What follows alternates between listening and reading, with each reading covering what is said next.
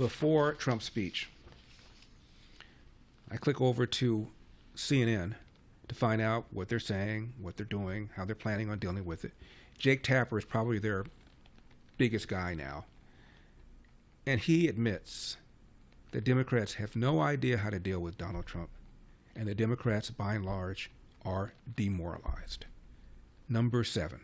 It has been a meteoric rise for author and Marine veteran J.D. Vance, who was just elected to the U.S. Senate and just a couple years after that picked to be candidate Trump's running mate. And here he is, second in line to the presidency. He'll be sitting behind President Trump during the address, and he's walking down the aisle, and you see a number of conservative members of the House on the right there. There's Chip Roy, Byron Donalds, who's going to run for governor of Florida, Tom Cotton in the top left of your screen.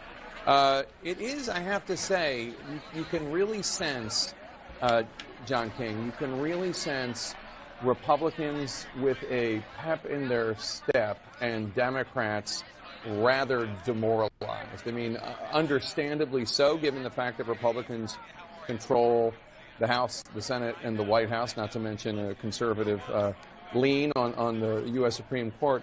But beyond that, even when Republicans are out of power, you sense like an energy quite often when Democrats are controlling things.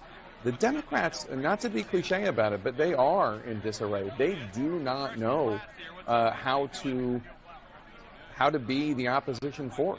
They're having a hard time trying to figure out how to deal with Trump, and they're also having a hard time trying to figure out who they should put forward to deal. Now, someone asked me, was I surprised by Texas Representative Al Green's outburst? And I said, no, I was not surprised about the outburst. I was surprised he would be that stupid, that counterproductive. If you want to generate sympathy for Donald Trump, stand up there and act like an idiot and not allow him to speak. Do you remember when Barack Obama was giving a State of the Union speech?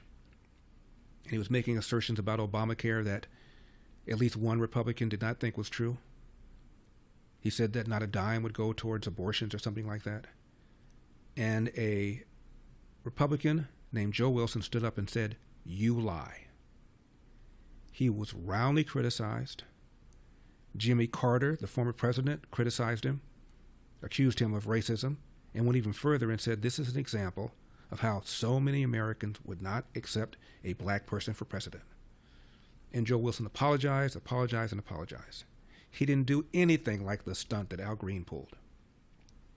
So, if Joe Wilson saying "you lied" to Barack Obama is an example of racism, does that mean that Al Green's temper tantrum, yelling and screaming, having to be escorted out by security while Donald Trump is speaking, is an example of racism? I guess it doesn't work that way. Outrageous. And the Democrats held up little signs saying, "Lie, lie, lie." It was childish. If you treated Barack Obama that way, are you kidding me? The NAACP would put out a statement. Al Gore, Al Sharpton would be on speed dial, coming in, accusing Republicans of engaging in systemic racism.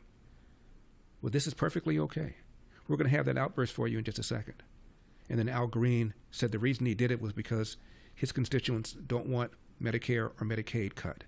How many times does Donald Trump have to say, if you're on Social Security, Medicare, or Medicaid, you've got nothing to worry about? It doesn't matter.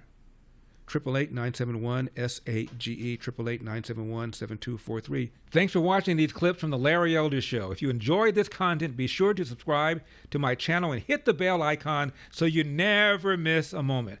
More thought-provoking discussions are just a click away, so stay tuned, and we'll see you in the next one.